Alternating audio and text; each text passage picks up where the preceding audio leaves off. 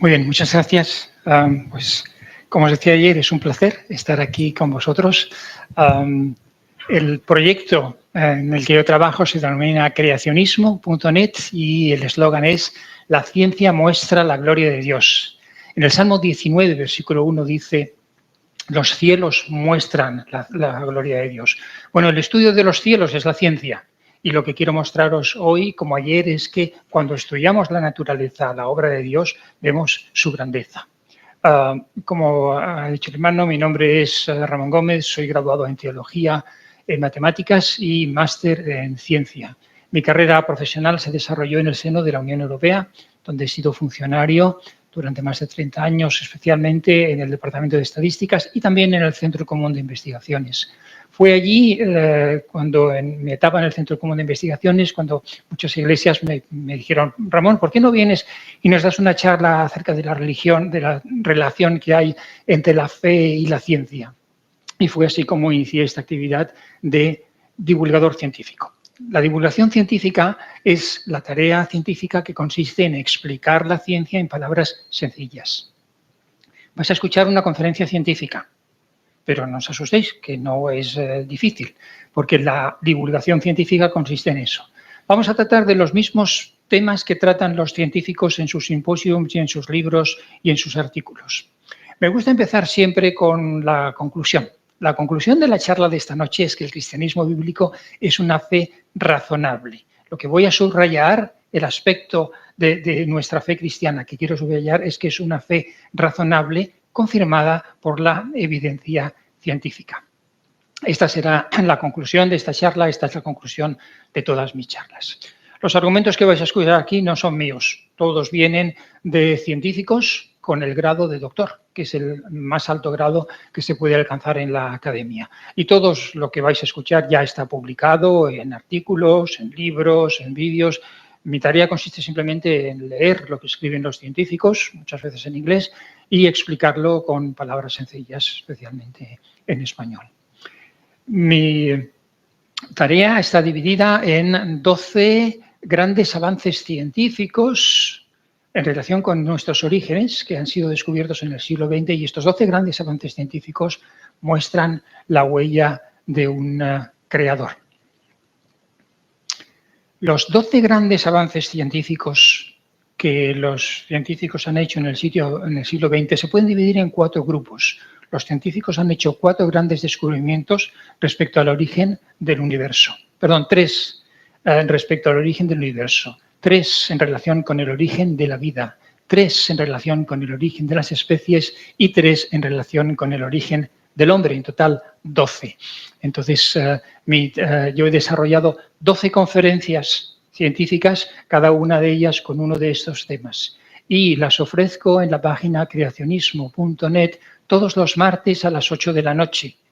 El próximo martes no, porque estaré viajando, pero si tenéis interés en todas las demás, todos los martes a las 8 de la noche en la página creacionismo.net se celebra una reunión de Zoom, podéis entrar junto con muchas otras personas que vienen a la charla, y después de la charla pues tenemos un tiempo de preguntas y respuestas que también resulta muy interesante. En el día de ayer estuve hablando de las constantes universales y de las máquinas moleculares. En el día de hoy voy a hablar en primer lugar de los mecanismos de la evolución y en segundo lugar de el registro fósil, descubrimientos científicos que Darwin nunca conoció, ni quienes escribieron la teoría de la evolución conocieron jamás.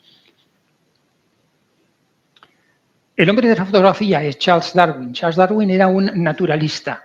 Naturalista era el nombre con el que se conocían a las personas que estudiaban la naturaleza en el siglo XIX.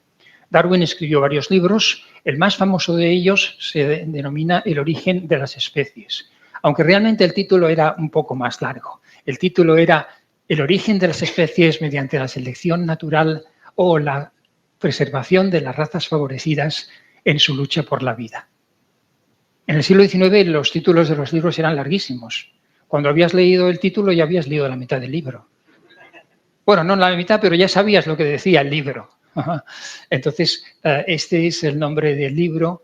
Un libro que para muchos es el libro que más ha influido en el pensamiento occidental moderno. La idea de evolución se ha enraizado en nuestra mente como una creencia general. Darwin se hacía esta pregunta: ¿qué causa provocó el origen de las especies? En aquel tiempo, los hombres no estaban preocupados por el origen del universo, como hoy, o por el origen de la vida, como hoy, porque todo el mundo sabía que el universo es eterno, que no tuvo un origen y que la vida salió de una forma sencilla del fondo del mar.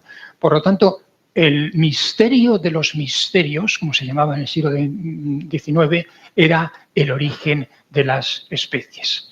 Aquí tenemos que afinar un poco y me gustaría dar una definición de lo que significa especie cuando hablamos de la evolución. La palabra especie, al hablar del tema de la evolución, se refiere a un grupo de individuos que pueden cruzarse entre sí y tener descendencia. Por lo tanto, el perro, el lobo, el coyote, el chacal, que técnicamente los biólogos los llaman distintas especies, cuando hablamos del tema de la evolución los consideramos como una especie. Y la palabra correcta para utilizar es la palabra género.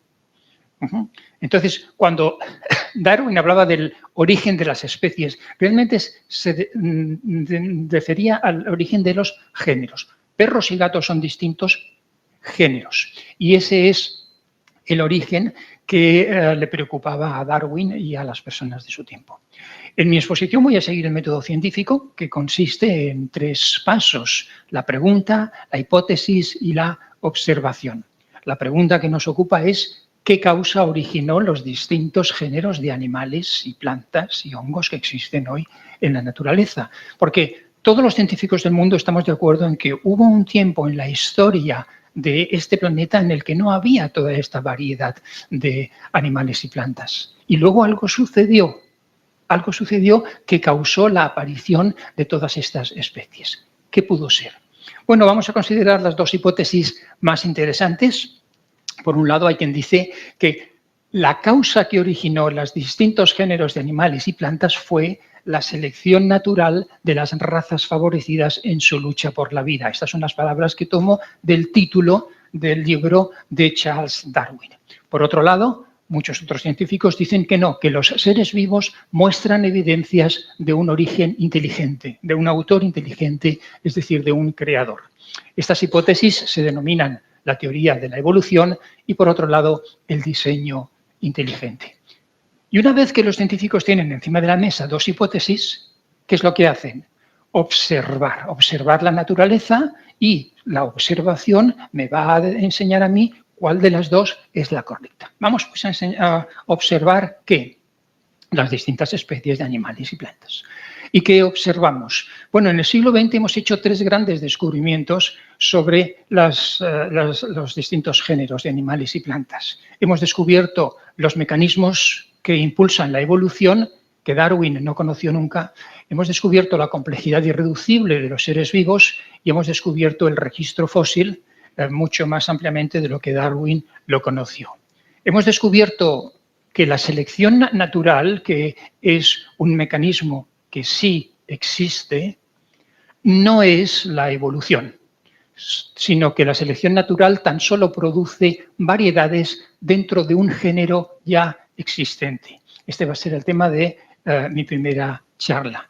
En segundo lugar, los científicos han hablado de la complejidad irreducible, tema que no voy a tratar hoy, y en tercer lugar hemos descubierto el registro fósil, y ahí hemos descubierto que las especies aparecen súbitamente con todos sus órganos funcionales. Este será el tema, pues, de la segunda charla. Por lo tanto, me gustaría invitaros a que descubrierais los mecanismos de la evolución, un descubrimiento del siglo XX que muestra la huella de un creador.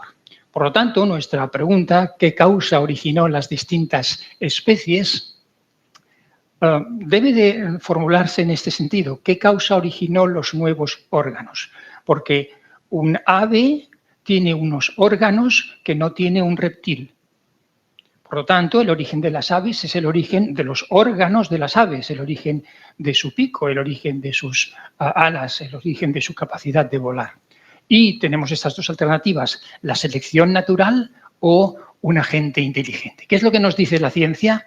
Bueno, la ciencia en el siglo XX ha descubierto que la selección natural tan solo produce variaciones dentro de un género ya existente. Es decir, a partir de un lobo se pueden crear muchas razas de perros, a partir de un gato se pueden crear muchas especies de gatos, pero en ningún momento se puede convertir un género en otro género distinto. Por tanto, esta es la idea principal que quisiera explicaros en esta primera hora, que la selección natural tan solo produce variaciones dentro de un género ya existente. El doctor Michael Behe, que es doctor en bioquímica por la Universidad de Lehigh, en Pensilvania, ha escrito un libro muy interesante llamado Los límites de la evolución, en el cual él dice lo siguiente. Ahora, esta frase os va a resultar ahora complicada, no os asustéis, al final de la charla comprenderéis perfectamente esta frase, pero quiero de todas formas leerla. Dice el doctor Behe: si bien la evolución puede producir cambios dentro de los géneros, es decir, dentro de los gatos, existe un límite a la capacidad de la evolución para generar diversidad. Es decir, que los descendientes de los lobos siempre serán del género Canis y los descendientes de los gatos siempre serán del género Felis. Por lo tanto, quisiera explicaros tres conceptos clave para entender la evolución. Estos conceptos son la selección natural, la microevolución y la macroevolución. Muchas veces se dice, no, es que los cristianos no creen en la evolución porque no creen en la ciencia. Falso. Falso. Os voy a explicar que los cristianos sí creemos en la evolución. Lo que no creemos es que la evolución cause la existencia de nuevos géneros. Entonces hay que hilar un poquitín fino aquí. Y por eso, si entendemos estas tres ideas, selección natural, microevolución y macroevolución, podéis entender toda la discusión que tienen los científicos en relación con la evolución. En primer lugar, vamos a hablar de la selección natural. Aquí tenemos la entrada de la definición de selección natural en la Enciclopedia Británica. Dice que es un proceso que da lugar a la adaptación de un organismo a su entorno mediante la reproducción selectiva de cambios en su genotipo o constitución genética. Fijaos la palabra adaptación y cambios, pero en ningún lugar, en ningún momento la selección natural crea nuevos géneros. ¿Qué es entonces la selección natural? Bueno, pues decirlo en una frase, la selección natural consiste en la supervivencia de los individuos mejor adaptados a su entorno. Para explicaros la selección natural quiero mostraros tres aspectos clave de este concepto. Os voy a hablar de las variaciones naturales, de la selección humana y después de la selección natural. Este es el mismo razonamiento que sigue Darwin en su libro. Ahora, hagámonos esta pregunta. ¿Son todos los individuos de un mismo género idénticos? Aquellos que sois padres y tenéis varios hijos, ¿son todos iguales? No, en absoluto. Al reproducirnos, los animales variamos. Oh, perdón, ¿qué ha pasado? Se me ha ido la imagen. Aquí está. Por ejemplo, los miembros del género Equus muestran una amplia variación. Aquí tenemos un burro, un caballo, una cebra, todos ellos pertenecen al mismo género, al género Equus, y son distintos entre sí. Aquí tenemos otro género, el género Canis. Los miembros del género Canis, como he visto antes, el lobo, el chacal, muestran una amplia variación. Esto es lo que se conoce como variaciones naturales. Quiere decir que al reproducirse, los individuos de un mismo género varían entre sí enormemente. Hay una gran diferencia entre la cebra, bueno, hay una diferencia entre la cebra y el caballo. Esas son las variaciones naturales. Ahora, los seres humanos utilizamos estas variaciones naturales para nuestro provecho haciendo una cosa que se llama selección humana. Por ejemplo, si yo soy un pastor y quiero tener ovejas que me den lana, pues puedo conseguir estas ovejas mediante la variación que me va a dar la naturaleza y la selección que yo voy a utilizar para crear estas ovejas lanudas. Vamos a ver cómo funciona esto de la selección humana. Vamos a imaginaros que yo soy un pastor. quiero tener un rebaño de ovejas y voy a empezar con 2 ovejas, un macho y una hembra. La letra M aquí significa que estas ovejas tienen un pelaje medio, un macho y una hembra. ¿Y qué es lo que hago yo como pastor? Bueno, dejo que la naturaleza siga su curso y este macho y esta hembra me van a producir una serie de ovejitas. Las ovejitas no son todas iguales. Algunas tienen el pelo corto, otras tienen el pelo medio y otras tienen el pelo largo. Esto que ha sucedido aquí se llama la variación, es decir, la naturaleza produce variedades de ovejas más o menos lanudas. Estas son menos lanudas y aquellos son más lanudas. Como yo lo que quiero es tener ovejas lanudas, voy a dejar a un lado las que no tienen el pelo largo y voy a dejar que se reproduzcan solo las 2, el macho y la hembra, que tienen el pelo más largo. ¿Qué es lo que he hecho yo aquí? Yo he hecho una selección. He seleccionado las 2 ovejas que tienen el pelo largo para que éstas se reproduzcan y que las otras no se reproduzcan. Dejo que la naturaleza siga su curso y tengo otra segunda generación de ovejas. Mirad, ahora ya tengo 3 de pelo largo, 2 de pelo medio y una de pelo corto. Esto es la variación que me da la naturaleza.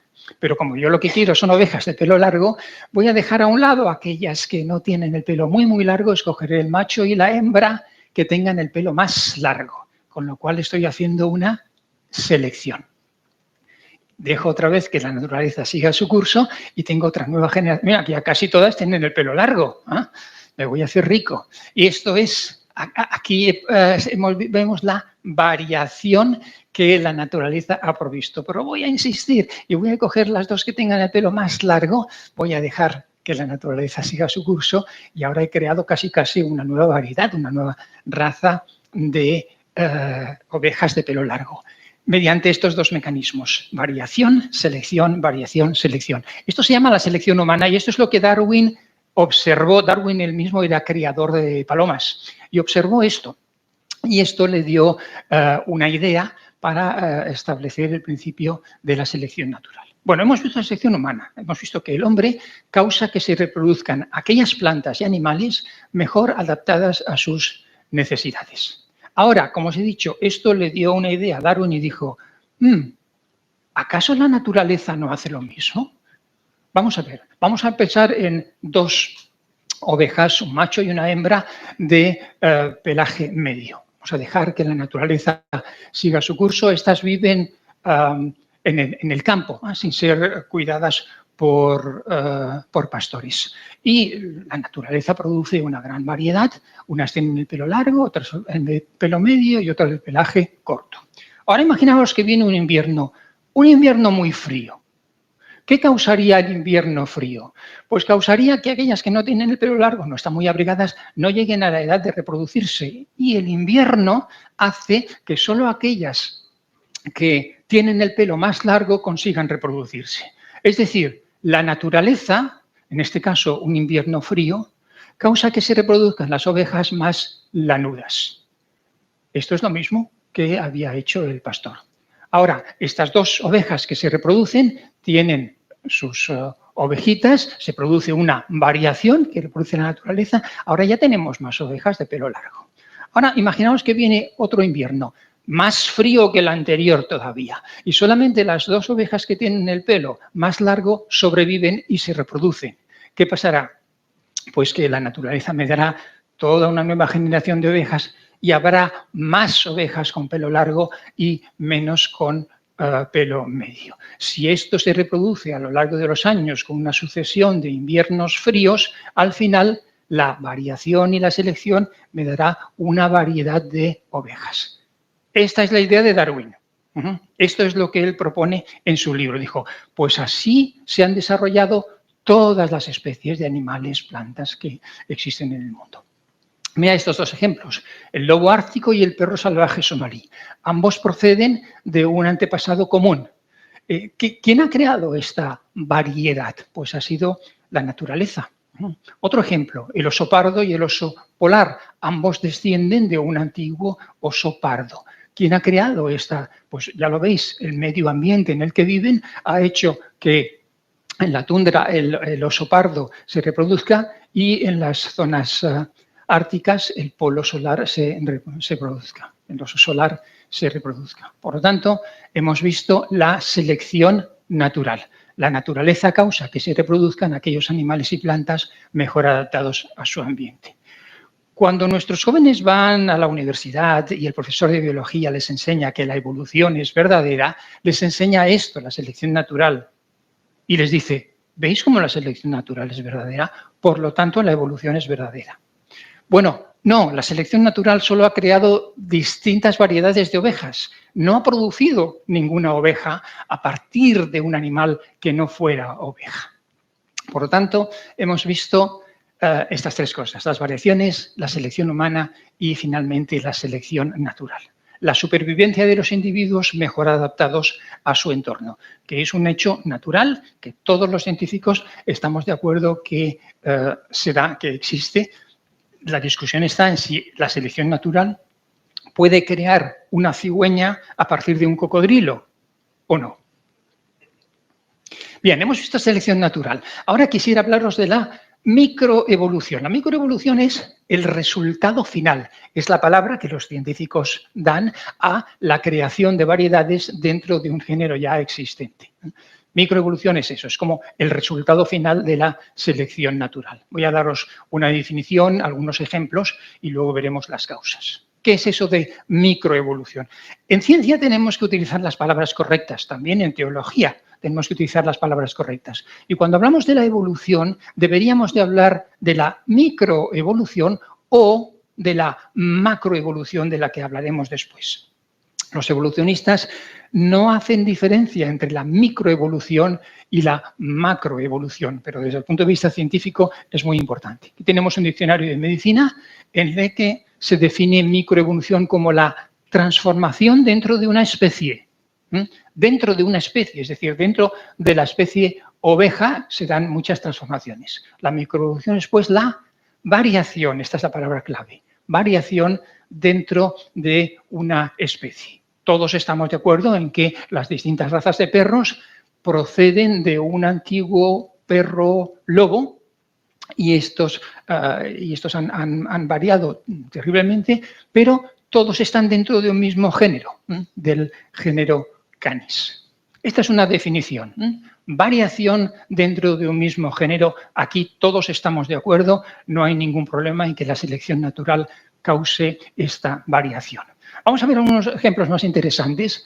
El león y el tigre pertenecen los dos al mismo género, a un género que se llama pantera. Eso significa que ambos proceden de un antepasado común y se han variado. ¿Son distintos? Bueno, puede ser, pero han variado a partir de un antepasado común. Noé, cuando metió una pareja de animales en el arca, él no conoció a los leones y a los tigres. En aquel tiempo había un antepasado común del león y el tigre y a través de los siglos se han diversificado. La prueba es que podemos cruzar un león y un tigre y obtener esto que se llama un ligre. Un ligre es un cruce entre un león y una tigresa y su aspecto es de un gigantesco león con rayas de ligre difusas y su pelaje es entre naranja y amarillo. Un cruce entre un león y un tigre nos muestra que proceden de un antepasado común, que en el libro del Génesis fue creado un antepasado común. Ahora, leones y tigres son variedades dentro del género pantera, porque pueden reproducirse entre sí, ya habéis visto un cruce. Esto es un ejemplo de un origen de un nuevo género, o de una variación dentro de un género ya existente. Pues no, esto no es la evolución de Darwin. Otro ejemplo es el bisonte y la vaca. El bisonte americano y la vaca común son variedades de bovinos. Bovino es una subfamilia, como un género. Y se pueden cruzar entre sí. Aquí tenemos un bífalo. Un bífalo es un cruce entre un bisonte americano y una vaca doméstica. Eso nos dice que los bisontes y las vacas proceden de un antepasado común. Pero estos son variaciones dentro de un mismo género. Sí, es cierto, bisones y vacas son variedades de bovinos y pueden reproducirse entre sí, por lo tanto, no nos hemos salido del género, estamos en el mismo género, en el género bovino. Lo mismo sucede con las ovejas y las cabras. Las ovejas y las cabras son variedades de un género que se llama caprino y pueden cruzarse entre sí. Aquí tenemos un cruce de una oveja y una cabra, se llama un gip. Cruce de oveja y cabra. Y eso nos muestra que ovejas y cabras son variedades de un mismo género. Esto no es la evolución que crea nuevos géneros, esto es la selección natural que crea variedades dentro de un género ya existente. Tigres y leopardos son ejemplos de pequeñas variaciones dentro de un mismo género. ¿Y cuál es la causa? Bueno, la causa es la que hemos visto antes. A partir de un antepasado común se han variado los distintos tipos de felinos que tenemos hoy. Aquí se han producido una serie de cambios que se conocen con el nombre de mutaciones y recombinación de la información genética. ¿Veis? Este dibujo aquí nos dice que este felino antepasado de todos los felinos tenía dentro de sí la información genética necesaria para crear gatos, leopardos, leones, panteras y la gran variedad de felinos que tenemos hoy. Las causas de la microevolución se pueden entender con una receta de cocina. Mi amiga Alicia tiene esta receta de cocina y se la ha dado a mi amiga Carmen y Carmen la ha cambiado un poco. En lugar de poner 3 o 4 huevos ha puesto 4, los 25 gramos aquí son 50. La pizca de sal, como es opcional, pues Carmen no la ha puesto. Los 300 gramos de polvos para hornear, pues ha puesto 300 gramos de levadura de tipo Royal. Aquí la media barra de mantequilla ha puesto 1,5 y los 140 gramos de azúcar. Bueno, más o menos es la misma receta, ¿no? Ha variado. Esto es lo que sucede con los seres vivos. Tenemos dentro de nuestras células una receta de cocina que explica cómo debe construirse nuestro cuerpo cuando estamos en el vientre de nuestra mamá y a veces se producen variaciones. Y esas variaciones, en este caso, producen un pastel un poco distinto, pero los dos son un pastel de chocolate. Esto sería un ejemplo de las distintas variedades que se pueden producir de forma natural. Otra razón que produce variedades son las mutaciones, es decir, los errores. Aquí lo que estáis viendo son errores. En lugar de 25 gramos ha puesto 52. Eso es un error, ha cambiado el 5 por el 2. Y la zanahoria rallada ha puesto zanahoria tallada. No sé lo que es, pero la barra de mantequilla se ha convertido en la jarra de mantequilla. Bueno, esto sucede con nuestro ADN. Cuando pasamos de padres a hijos se producen estos errores y estos errores también causan variación. Son las mutaciones. Es decir, la recombinación genética y las mutaciones causan la microevolución, mutaciones y recombinación de la información genética presente originalmente en la especie. Muy bien, pues esto es la microevolución. Os he mostrado estos 3 aspectos y la conclusión que podemos sacar es que la microevolución es la creación de variedades dentro de un género ya existente. Hasta aquí todos los científicos del mundo estamos de acuerdo. La discusión, la diferencia viene en este tercer aspecto que os voy a nombrar ahora, que se llama la macroevolución. Hay solamente una letra de diferencia entre estos dos términos, pero son muy diferentes, la microevolución de la macro. ¿Qué es esto de la macroevolución? Bueno, en primer lugar, la macroevolución es imaginaria, no se observa en la naturaleza. La micro sí se observa en la naturaleza, la macro no. Y es la imaginaria creación de un nuevo género, no de una nueva variedad de gato o de perro, sino de un nuevo género, es decir, de una ave que no existía antes, mediante la creación de nueva información genética. ¿Por qué? Porque un ser humano es un ser humano porque dentro de sus células está escrito cómo se fabrica un ser humano. Y una lagartija es una lagartija porque dentro de sus células está escrito cómo se fabrica una lagartija. Y para transformar una lagartija en un ser humano había que reescribir todo el ADN, toda la información genética. Por lo tanto, voy a hablaros de 3 conceptos básicos para entender la macroevolución. Vamos a entender en qué se requiere para que aparezca una nueva especie, porque este es el problema de Darwin, el origen de las especies. Veremos que se requieren nuevos órganos y que para ello se requiere nueva información genética. ¿Cómo se origina una nueva especie? ¿Qué tiene que haber pasado para que los reptiles se conviertan en aves? Para que un cocodrilo se transforme en un gorrión. Bueno, la aparición de nuevos géneros inexistentes previamente. Por ejemplo, a partir de una célula original se crearon los mosquitos. De esta célula se crearon también todos los vegetales y también de esta célula salieron los hongos. De la misma célula salieron los peces, algunos de los peces se transformaron en anfibios, algunos anfibios se transformaron en reptiles, de estos algunos se transformaron en aves, otros se transformaron en mamíferos, de estos mamíferos algunos se transformaron en cetáceos y otros se transformaron en seres humanos. Esto es macroevolución porque aparecen nuevos órganos en todas partes. Veis que el ave tiene unos órganos que no tiene el reptil y el cetáceo tiene unos órganos que no tiene el mamífero terrestre. Es decir, la aparición de nuevos géneros que no existían antes, como la fresa, el escorpión, el pulpo, el águila, el murciélago o el ser humano.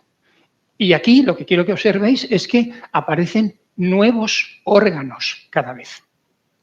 Dice Darwin, el oso, nadando durante horas con la boca ampliamente abierta, atrapando así como una ballena insectos en el agua, no veo ninguna dificultad en que una raza de osos se vuelva, por selección natural, cada vez más acuática en su estructura y hábitos, con bocas cada vez más grandes, hasta producir una criatura tan monstruosa como una ballena. Imaginación, imaginación. Un oso lo metes en un lago y si mantiene la boca abierta durante mucho tiempo, no es que este oso se vaya a transformar en una ballena, sino que sus hijos, los osetnos, serán un poquito más ballena que su papá y los hijos de sus hijos un poquito más ballena y así surgieron las ballenas. Esta es la idea de Darwin. Darwin postuló que una raza de osos pudo transformarse en ballenas mediante la selección natural. Sí, señor Darwin, la selección natural sí que existe. No es posible que un oso se transforme en una ballena, y ahora os explicaré por qué, pero de todas formas dice que no veo ninguna dificultad. Es decir, yo en mi mente me lo puedo imaginar perfectamente. Y en mi mente se puede producir, claro que sí. La selección natural, la evolución de Darwin puede funcionar dentro de nuestra mente, pueden convencernos de que un oso nadando mucho se transformará en una ballena. Esto es una fotografía del libro original de Darwin, El origen de las especies, en la cual aparece lo que os he puesto ya en español, para que veáis que no me lo he invitado, que está en el capítulo Dificultades de la teoría, en el capítulo 6, en la página 184, y aquí dice, no veo ninguna dificultad en que una raza de osos se transforme por la selección natural más en más acuático en su estructura y hábitos y con bocas cada vez más grandes hasta que se creara una criatura tan monstruosa como una ballena. Entonces, aquí vamos a comparar los efectos de la selección natural. Este esquema ya lo conocéis. La selección natural puede tomar un lobo y transformarlo en un perro. Sí, efectivamente, esto se observa y se observa que puede ocurrir en unos cientos de años. Hace 400 años no existían todas las razas de perros que vemos hoy. Esto se observa, se produce una cosa que se llama microevolución, es decir, variedades dentro de una especie ya existente. En cambio, la macroevolución dice que si la selección actual actúa durante cientos de millones de años, por eso es por lo que ellos creen en cientos de millones de años, entonces se cree que se produce macroevolución, es decir, que se crea una especie que no existía previamente. Por ejemplo, el hombre a partir de una simple célula. Esto sería la macroevolución que dicen, si dejamos la selección natural durante miles de millones de años, podemos empezar con una célula y acabaremos con un biólogo celular. Esa es la idea de Darwin de que el oso da lugar a la ballena. La macroevolución es una creencia. No existe ninguna evidencia de que pueda producirse y existen muchas evidencias de que no puede producirse. Por lo tanto, la creación de nuevas especies requiere la creación de nuevos órganos, como habéis visto. Y la creación de nuevos órganos, ¿cómo se hace? ¿Cómo se origina un nuevo órgano? ¿Qué tiene que pasar para que una lagartija se transforme en un halcón, por ejemplo? Bueno, mirad, la macroevolución necesita la creación de nuevos órganos. Si vamos a transformar los peces en anfibios, de algún lugar tienen que aparecer patas, porque el pez no tiene patas y el anfibio sí. Eso es unos nuevos órganos. La macroevolución requiere la aparición de nuevos órganos, por ejemplo, las patas. Otro ejemplo sería la transformación de los anfibios en los mamíferos terrestres. Aquí tienen que aparecer los pechos. Los mamíferos amamantan a sus crías y los anfibios no, porque son ovíparos y ponen huevos. Es decir, la macroevolución requiere la aparición de nuevos órganos, por ejemplo, las glándulas mamarias y todo el sistema reproductor de los mamíferos, naturalmente. Y otro paso sería el de los mamíferos terrestres, que se transformarán en mamíferos acuáticos. Aquí tienen que aparecer las aletas, es decir, las patas delanteras y traseras tienen que desaparecer y transformarse en aletas. Eso sería macroevolución. La macroevolución requiere la aparición de nuevos órganos, por ejemplo, las aletas. Es curioso que empezamos con un pez y acabamos con un delfín. Y en medio hemos tenido los mamíferos y los anfibios. Bueno, lo que la observación científica nos dice es que todo órgano tiene su representación en el genoma. El genoma es el ADN, es decir, una cadena de letras que está dentro de mis células, dentro de todas mis células. Si yo tengo un estómago, es porque dentro de mi ADN está escrito cómo fabricar un estómago. Y si tengo pulmones, es porque dentro de mi ADN está escrito cómo fabricar pulmones. Y si una cigüeña tiene alas, es porque dentro de su ADN está escrito cómo fabricar alas. Y si yo no tengo alas, es porque dentro de mi ADN no está escrito cómo fabricar alas. Eso es lo que significa que todo órgano tiene su representación en el genoma. Darwin y quienes escribieron la teoría de la evolución no tenían ni idea del genoma, no tenían ni idea del ADN, no sabían. Pero hoy, gracias a la ciencia, podemos sacarlo. Por ejemplo, un pastel. ¿Cómo se construye un pastel? Bueno, un pastel se construye a partir de una receta. Compro un libro de recetas y ahí, en el libro de recetas, capítulo 12, ¿no? Dice, preparar un pastel. Y me dice, paso 1, hacer esto y aquello. Paso 2, hacer esto y aquello. Paso 3, hacer esto y aquello. Utilizando esta información, la receta de cocina, consigo fabricar un pastel. Lo mismo sucede con una mesa. Un mueble de IKEA. Todos habéis comprado un mueble de IKEA, ¿no? ¿Qué es lo que nos dan cuando compramos un mueble de IKEA? Pues nos dan un manual de instrucciones, manual de montaje, y ahí en el capítulo 12, me lo voy a imaginar, ¿cómo ensamblar una mesa? Bueno, paso 1, hacer esto y aquello. Paso 2, hacer esto y aquello. Y si sigo estos pasos, al final, si he tenido suerte, me sale una mesa. Bueno, pues lo mismo sucede con nuestros órganos, nuestros corazones. ¿Cómo se han construido cuando éramos bebés dentro del seno de nuestra madre? Igual, con un manual de instrucciones. En este caso, los científicos lo llaman genoma. Y ahí está escrito, en el capítulo 2, bueno, no hay capítulos, ¿vale? Me lo invento, En algún lugar de mi genoma está escrito cómo se hace un corazón. Y ahí se dice, paso 1, hacer esto y aquello. Paso 2, hacer esto y aquello. Paso 3, hacer esto y aquello. ¿Quién hace esto? Máquinas. Las máquinas que vimos ayer, pues siguen estas instrucciones y automáticamente construyen un corazón y construyen todos los órganos. Es decir, todos los órganos de todos los seres vivos se construyen siguiendo unas instrucciones escritas en el ADN de su especie. En el caracol, en sus células, está escrito cómo fabricar un caracol y en nuestras células está escrito cómo fabricar un ser humano. Por lo tanto, si queremos convertir anfibios en mamíferos, que es lo que dice la teoría de la evolución, que los mamíferos descienden de los anfibios, ¿qué tenemos que hacer? ¿Qué tengo que hacer para transformar una rana en un príncipe? Siempre dicen, yo no entiendo de dónde ha salido esto.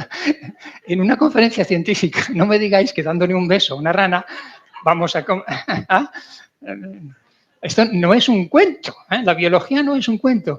Una rana es una rana porque dentro de sus células tiene una cadena de instrucciones, este es el ADN, en la que se explica cómo construir el cuerpo de una rana. Y un ser humano tiene una cadena distinta, ¿no? Tiene también una cadena, pero no son las mismas letras. Ahí tenéis, es una cadena distinta. Habría que cambiar todas las letras de esta cadena por aquellas para que tuviéramos un ser humano.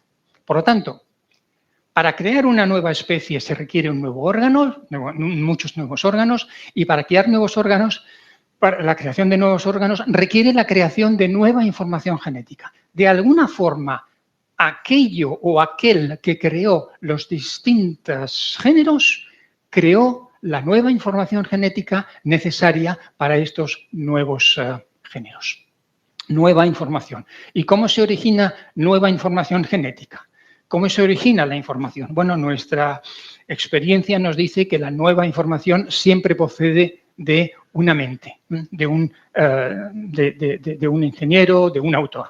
Solo un ser inteligente tiene la capacidad de crear información genética, es decir, información funcional digitalizada. Un manual de instrucciones, nadie se cree que haya salido, que sea el producto del viento o del frío o de un río o de una inundación.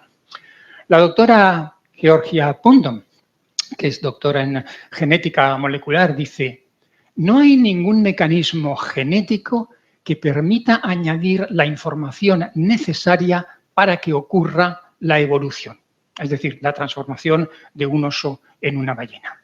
Todo lo que vemos es variaciones dentro de las características que ya estaban presentes anteriormente.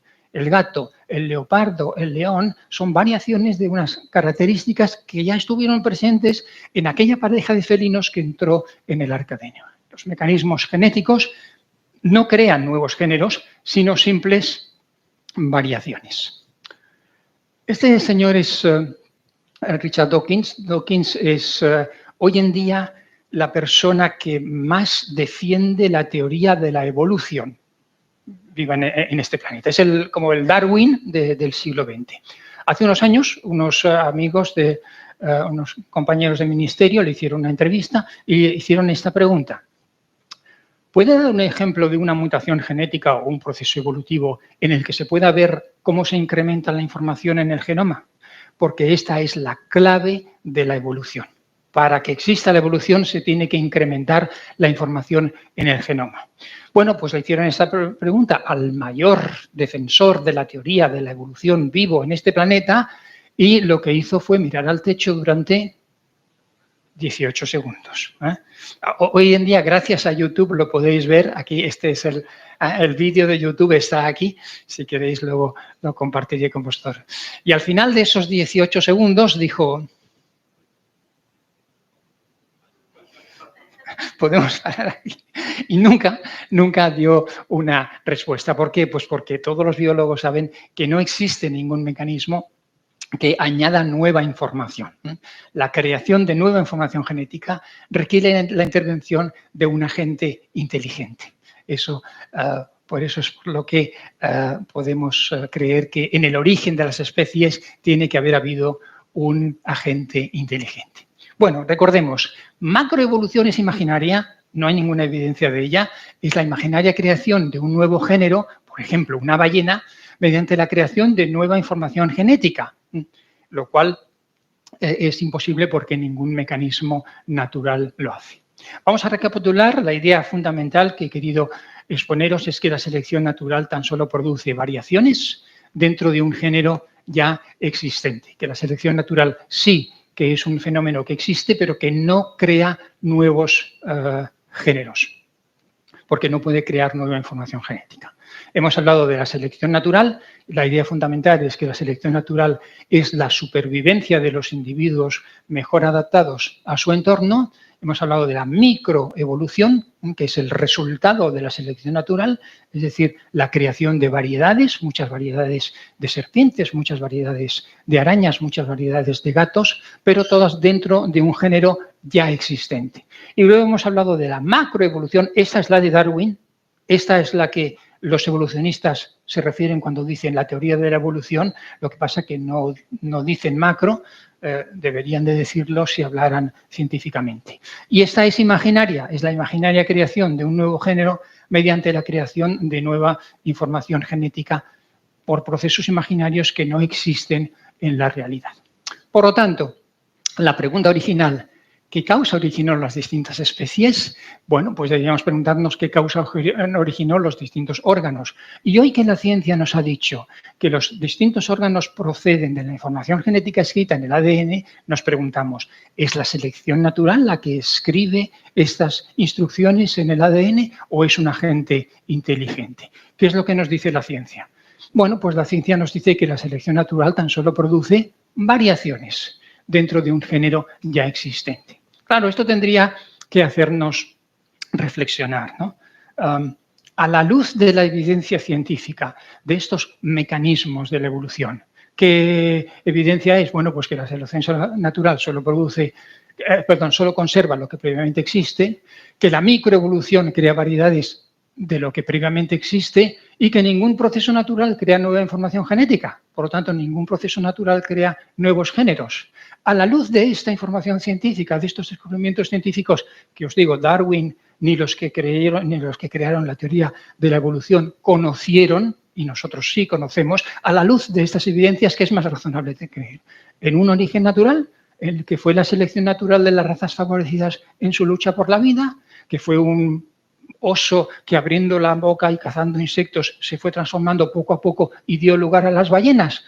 ¿O es más razonable pensar en un origen inteligente? ¿Es más razonable que los seres vivos muestran evidencias de un origen inteligente porque en sus células está escrito ese manual de instrucciones para fabricar su cuerpo? Mirad lo que dice el libro del Génesis. Dijo Dios, produzca la tierra hierba según su género. Y luego, produjo la tierra hierba según su naturaleza. En el original es la misma palabra. Género y naturaleza es la misma palabra. Y luego dice, y árbol que da fruto dentro de su género. Y creó Dios todos los seres vivientes según su género. Y toda ave salada según su especie, que es la misma palabra otra vez. Produzca en la tierra seres vivientes según su género. Bestias y serpientes y animales según su género. E hizo Dios animales de la tierra según su género y ganado según su género. Y todos los animales que se arrastran según su... ¿Lo has pillado? 10 veces te lo ha dicho. Yo creo que no puede insistir más. Y creó Dios géneros, de los cuales han variado las especies que hoy vemos. Pero Dios creó esencialmente esos géneros y al crear cada género creó su ADN, creó su genoma. Y ese es lo que nosotros vemos hoy. ¿Cuál fue la causa del origen de las especies? Bueno, hemos visto que la selección natural tan solo produce variaciones dentro de un género ya existente. En otra charla que no nos da tiempo hoy, podría hablaros de la complejidad de la maquinaria celular, pero hoy no vamos a tratar de ese tema. Y a continuación hablaremos que los distintos géneros aparecieron repentinamente sobre la Tierra como si hubieran sido creados tal como dice el libro del Génesis. El doctor Wolfgang Smith, doctor en matemáticas y filósofo de la ciencia, dice: se nos dice dogmáticamente que la evolución es un hecho establecido, pero nunca se nos dice quién lo ha establecido y por qué medios. Se nos dice con bastante frecuencia que la doctrina se basa en la evidencia, pero nos quedamos completamente a oscuras sobre la cuestión crucial de que en qué precisamente consiste esa evidencia. Sí, la ciencia ya ha probado que la Biblia es falsa. ¿Cómo? ¿Dónde? ¿En qué? Mirad lo que dice el Salmo 19. Los cielos cuentan la gloria de Dios y el estudio de los cielos y el estudio de la naturaleza cuentan la gloria de Dios. Y los mecanismos de la evolución que hemos visto ahora cuentan la gloria de Dios, porque hemos visto cómo los distintos animales poseen órganos porque han sido escritas esas instrucciones en sus células. Y la complejidad irreducible de la maquinaria celular cuenta la gloria de Dios y el registro fósil que veremos en un rato cuenta la gloria de Dios. Y todo esto es lo que Pablo mencionaba a los romanos cuando dijo que las cosas invisibles de él, es decir, su eterno poder y deidad, que son invisibles, se hacen claramente visibles. Lo que antes era invisible ahora es visible. ¿El qué? El poder y la sabiduría de Dios se hacen visibles desde la creación del mundo. A partir de la creación de todos estos géneros podemos ver el poder y la deidad de Dios, siendo entendidas por medio de las cosas hechas. Hoy podemos entenderlo por medio del genoma y la gran variedad de géneros que tenemos sobre la Tierra. De forma que no tienen excusa, es decir, que no tienen un razonamiento lógico aquellos que niegan la existencia de un creador. Nosotros sí, nosotros tenemos un razonamiento lógico, un razonamiento científico, un razonamiento válido para nuestra fe. Y con esto os doy muchas gracias por vuestra atención y acabo mi charla y quedo a vuestra disposición por si tenéis alguna pregunta.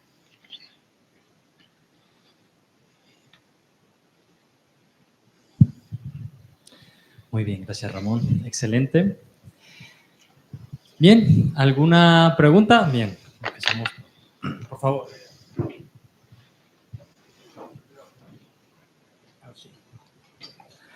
Buenas tardes. Bueno, encantado por la conferencia. Yo, por curiosidad, quería preguntarle, parece que recientemente se han hecho estudios del ADN para llegar a los antepasados y de ahí parece que se ha descubierto que tenemos un antepasado común y demás. ¿Puede explicarnos un poquito hasta dónde han llegado estos descubrimientos? Porque no nos llega mucha información. Sí, todo empezó con el descubrimiento de una cosa que se llama el ADN mitocondrial. Dentro de nuestras células hay varios organismos.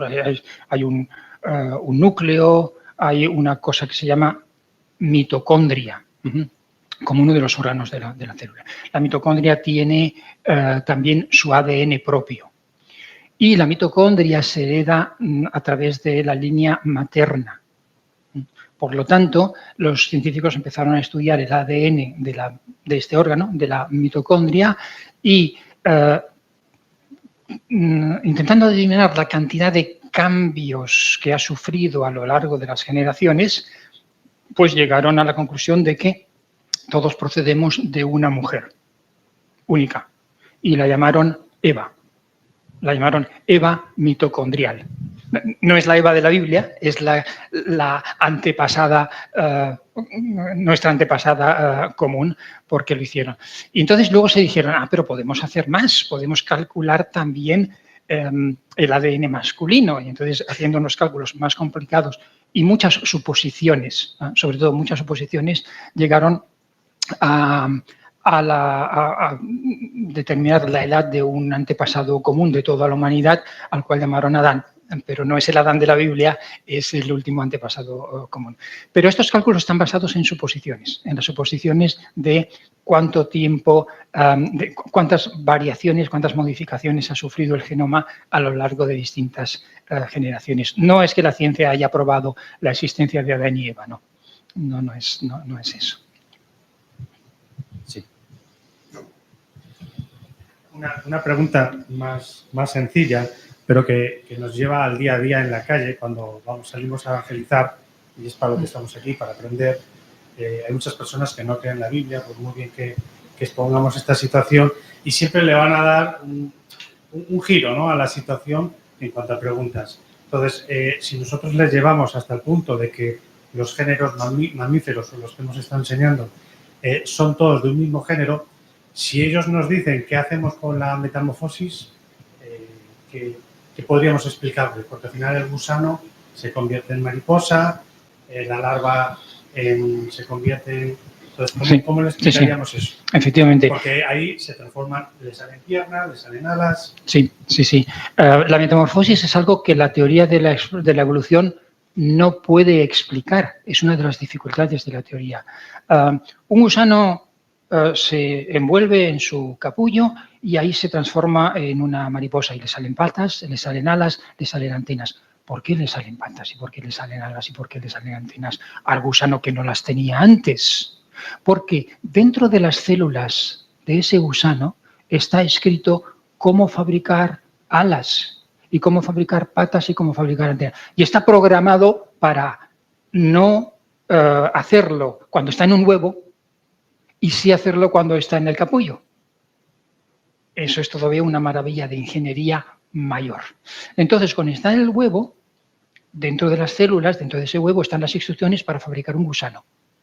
Y las máquinas que vimos ayer dicen, ¿estamos en un huevo? fabriquemos un gusano. ¿Dónde están las instrucciones para fabricar el gusano? Aquí, venga, fabriquemos un gusano. Pum, pum, pum, pum. Y dentro del huevo se fabrica el gusano, eclosiona el huevo y sale el gusano. Y luego el gusano sabe que llega un momento en su vida que tiene que morir, se envuelve en el capullo y las células de su cuerpo dicen, ah, es el momento de fabricar una mariposa. Vamos a ver, ¿dónde están las instrucciones? Aquí están, al lado de las instrucciones de Juan están las instrucciones para fabricar una mariposa. Fabriquemos una mariposa. Y se van ahí, leen las instrucciones, deshacen el cuerpo del gusano, lo deshacen completamente y lo vuelven a reconstruir en mariposa. La evolución no puede explicar eso. Le preguntas a un evolucionista cómo llegó a existir la metamorfosis y no tienen ni idea. Nosotros sí, podemos explicarlo muy bien, gracias al ADN, porque hemos descubierto que la mariposa tiene alas y patas porque dentro de sus células está escrito cómo tener alas y patas. Sí. Y también tiene la mariposa dentro de sus células las instrucciones para fabricar gusanos. ¿Por qué? ¿Cómo lo sabemos? Porque cuando pone un huevo, lo que sale del huevo es un gusano. Es decir, ese gusano se ha construido utilizando las máquinas que vimos ayer y las instrucciones del manual de IKEA que están dentro de las células del individuo. ¿Por qué no? ¿Por qué no va a crear Dios un género que tenga dos, se llaman fenotipos, dos cuerpos distintos? Si es un Dios creativo, pues puede crear, y nosotros lo que vemos aquí es una maravilla de la creación, la metamorfosis. ¿Alguien más? Hay manera de saber, pase micro, que se Sí, sí. Hay manera de saber, por ejemplo, si un tigre y un león provienen de un antepasado común o no son dos especies que ya Dios creó así como tigre y león. Puede haber casos en los cuales haya dudas. Entonces, lo que hacen los científicos creacionistas es que intentan cruzarlos. Y si el cruzarlos funciona, pues ya está. Es que proceden de un... Puede haber casos en los cuales hayan variado tanto, que al cruzarle no produzcan descendencia. Pero aún en ese caso pudiera ser que procedieran de un antepasado común. Ahí no podemos afirmarlo, pero también pudiera ser. ¿Puede ser que Dios hubiera creado las vacas y el bisonte separadamente? Sí. Y ahí tenemos un caso en el que se discute mucho, que es el caso de los grandes felinos y de los pequeños felinos. Es decir, el tigre, el león, la pantera, el guepardo, el leopardo, pues no tenemos ningún problema en imaginar un antepasado. Pero ¿y el gato? ¿El gato también procede de un antepasado del león? Entonces, hay quienes dicen, no, los pequeños felinos, los gatos, fueron creados independientemente de los grandes felinos.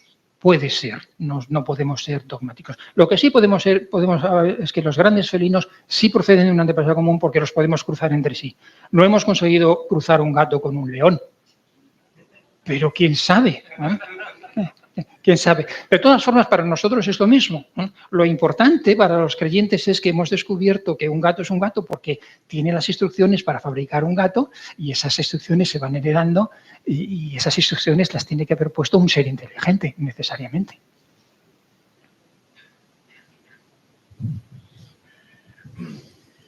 Quizás la pregunta del millón. Normalmente la evolución de los evolucionistas nos dice que el ser humano es una evolución desde un cierto homínido y que fue produciendo diferentes tipos de semi-humanos que llegaron hasta ser el humano como hoy en día lo conocemos. Aparte de preguntarte si hay una evolución o una posibilidad de determinar genéticamente a través de un análisis del ADN qué tantas similitudes pudiera haber entre cualquier mono y el ser humano de hoy en día, que pudiese de alguna forma darles como una pequeña agarradera, porque el fondo de todo este tipo de cosas es si Dios hizo al hombre a su imagen y semejanza, para ellos Dios debería parecerse a un chimpancé, que Dios me perdone solamente por mencionarlo, pero podríamos pensar eso, ¿no? Y yo veo que de alguna forma quizás, no sé, especulo, quizás se ha hecho algún tipo de análisis y están callando y hoy en día más se inclinan por quitarle el poder creador a Dios haciendo lo que es la clonación, diciendo, bueno, nosotros también, aunque nos estamos copiando en el examen, porque ya tenemos esto, pero también podemos crear un hombre. No sé si me has entendido un poco la pregunta. Sí, sí. Diferencias genéticas entre el chimpancé, que es el mono que más se parece a nosotros, y el ser humano. Se discute mucho, las cosas van entre un 5% y un 25% del genoma. Vamos a poner el caso más favorable de los evolucionistas, 200 millones de cambios. Es decir, si quiero cambiar el genoma del chimpancé en el genoma humano, tengo que cambiar 200 millones de letras. A la velocidad en que la evolución cambia, se necesitan 7 millones de años para que estos cambios se produzcan. 7 millones de años. No ha habido 7 millones de años. Es imposible que a través de cambios genéticos un mono se haya convertido en un hombre. Esto también es algo que se descubrió en los años 40. Los estadísticos, los matemáticos dijeron a los biólogos: no funciona vuestra teoría, hacer los números, no salen por ninguna parte. ¿Alguna pregunta más? Bueno, yo sí tengo dos preguntas. Una de ellas va relacionada con lo que acaba de decir Koldo. ¿Existe algún animal o algún ser vivo con el que nuestro ADN se pueda comparar, es decir, que sea muy similar? Una vez escuché, no sé si recuerdo mal, que teníamos un ADN más parecido al de una mosca que al de un chimpancé. No sé si me lo estoy inventando o fue lo que escuché en su día. Y mi segunda pregunta es, si esto es así, que la evolución no es una teoría que está comprobada, ¿por qué se sigue enseñando en la gran mayoría de escuelas y de universidades? Y tú que estás más acostumbrado a, bueno, pues tú que eres científico y a divulgar los descubrimientos, ¿qué porcentaje de la comunidad científica defiende lo contrario a la teoría de la evolución? Y si es parecida o más amplia, ¿por qué se le calla tanto? Bueno, la mayoría del público en general cree en la evolución porque piensa, está convencida la mayor parte del público, que los científicos han probado la evolución. Pero los científicos forman parte de la mayoría del público y la gran mayoría de los científicos creen que los científicos ya han probado la teoría de la evolución.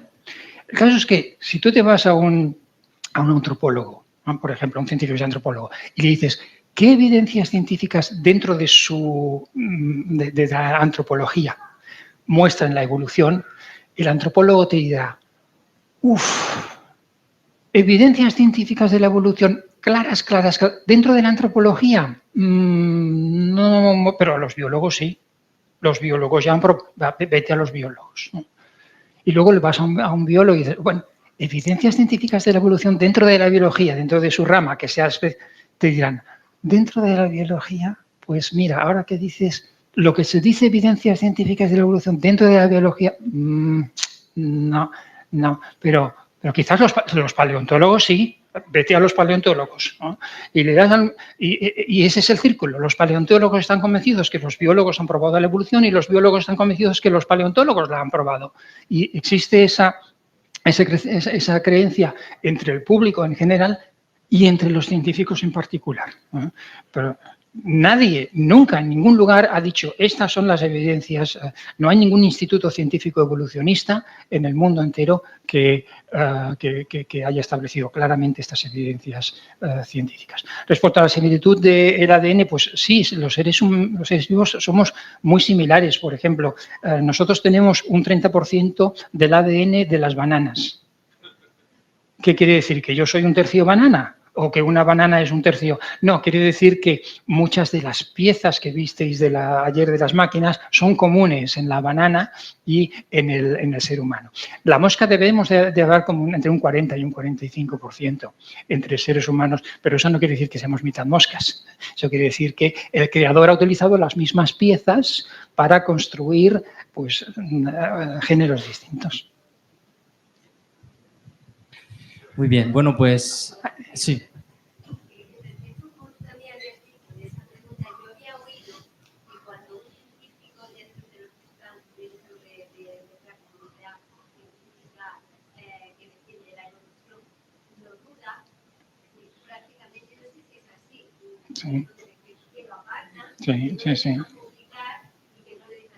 Sí. Os podría contar muchos casos de científicos que han perdido su carrera por haber publicado un artículo dudando de la evolución. Hoy en día existe una página web que anima a todos los científicos del mundo a reflexionar, a dudar de la evolución de Darwin, que la han firmado 1000 científicos con el grado de doctor. Y hay muchísimos más que no se atreven a poner su firma ahí porque entonces serían expulsados de las universidades o dejarían de... Eso sería todo un tema que os podría hablar si queréis más adelante en otro momento.